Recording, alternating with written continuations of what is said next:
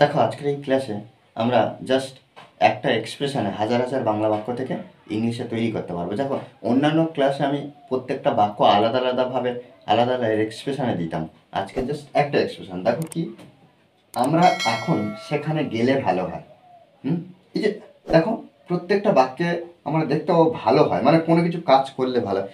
এখন ইংরেজি শিখলে ভালো হয়, এখন সেখানে গেলে ভালো হয়, এই কাজটা করলে ভালো হয়। দেখো প্রত্যেকটা বাক্যে আমরা দেখবো ভালো হয়। যখন আমরা দেখবো যে ভালো হয় থাকবে, তখন আমরা কিভাবে ট্রান্সলেট করব এটা একটু মাথায় রাখতে হবে। কি, আমরা এখন সেখানে গেলে ভালো হয়, এই যে ভালো হয় এর জন্য আমরা কি করব,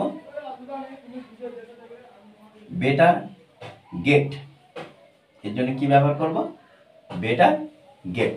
দেখো কিভাবে, আমি আর এই বাক্যের স্ট্রাকচার লিখবো না, জাস্ট বাক্যের মাধ্যমে আমরা পুরো স্ট্রাকচারটা বুঝে নেব। দেখো সাবজেক্ট আমরা বসাবো প্রত্যেকবারে, সাবজেক্ট যাকে পাবো। দেখো আমরা, উই, তারপরে বেটার গেট। হ্যাঁ, উই কি ভালো হয়। কি ভালো হয়, এই যে বেটার গেট, তাহলে ভালো হয় কি গেলে না, সেখানে গেলে এখন।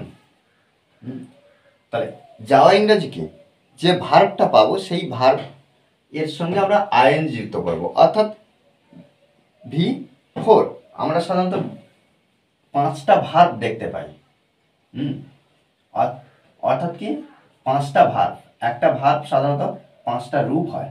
আর এখানে আমরা এই যে 5টা রূপ, এটা নিয়ে আমরা পরে একদিন আলোচনা করব। জাস্ট এখানে আমরা V4 ব্যবহার করব। আর V4টা কি, ভার্বের সঙ্গে আইএনজি যুক্ত করা। ঠিক আছে, তাহলে উই বেটার গেট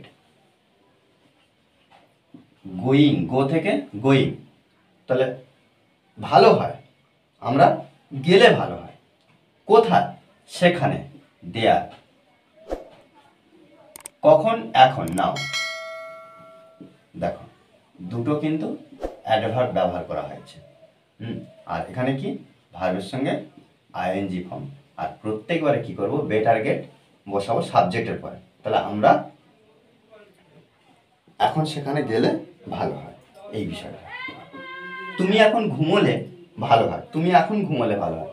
তাহলে এখানে আমরা লিখবো ইউ, কি তুমি ভালো হয়, কি ভালো হলে, ঘুমোলে। তাহলে এখানে স্লিপিং, স্লিপ থেকে স্লিপিং ব্যবহার করব, স্লিপিং এখন, নাও। ওকে, আমরা ওর জন্য অপেক্ষা করলে ভালো হয়। দেখো বিষয়টা, আমরা, উই, এখানে দেখো আমরা ওর জন্য, তাহলে সাবজেক্ট কিন্তু আমরা। হ্যাঁ, we better get, we better get, we better get. এবার ভার্ব, অপেক্ষা, অপেক্ষা করলে বা অপেক্ষা করা বিষয়টা, তাহলে ওয়েটিং। তাহলে উই বেটার গেট ওয়েটিং, কার জন্য, ওর জন্য। তাহলে ওয়েটিং ফর হিম, হিম অর্থাৎ ওর জন্য, এই যে ওর বা তার, হিম। আচ্ছা, এখানে আমরা আরেকটা জিনিস একটু দেখতে পাই যে আমরা ওর জন্য অপেক্ষা করলে ভালো হয়, এই যে এখন, প্রত্যেকবারে যদি আমরা নাও ব্যবহার করি, যে ভালো হয়, এই কাজটা করলে ভালো হয়, মানে কি সেই বর্তমান রূপটাকে বোঝানো হচ্ছে। আমরা কিন্তু অনেক সময় এখন না ব্যবহার করলেও যদি বাক্যের মধ্যে, ইংলিশ বাক্যের ক্ষেত্রে আমরা যদি নাও ব্যবহার করি, সেক্ষেত্রে কোনো ভুল হবে না। যেমন কি, আমরা ওর জন্য অপেক্ষা করলে ভালো হয়, মানে কি এই যে সময়টা, আমি যদি এই মুহূর্তে বলি যে এখন ইংরেজি শিখলে ভালো হয়, এটাও বলতে পারি যে ইংরেজি শিখলে ভালো হয়। আমরা কি এই যে ইংরেজি শিখলে ভালো হয়, এটা কি পাস্টের কথা বলবো না ফিউচারের কথা বলবো? নিশ্চয়ই বর্তমানের কথা বলবো। সেক্ষেত্রে আমরা লাস্টে বাক্যের শেষে যদি আমরা নাও বসিয়ে দিই, সেক্ষেত্রে কিন্তু কোনো ভুল হবে না। ইংলিশের ক্ষেত্রে বাংলায় না দেখতে পেলেও যদি এই এক্সপ্রেশন দেখতে পাই, দেখো এখন আমাদের কিছু খেলে ভালো হয়, তাহলে দেখো আমাদের, we better get, we better get খেলে, খাওয়া, EATING, ইটিং। তাহলে আমাদের খেলে ভালো হয়। কি খেলে ভালো হয়? কিছু, সামথিং,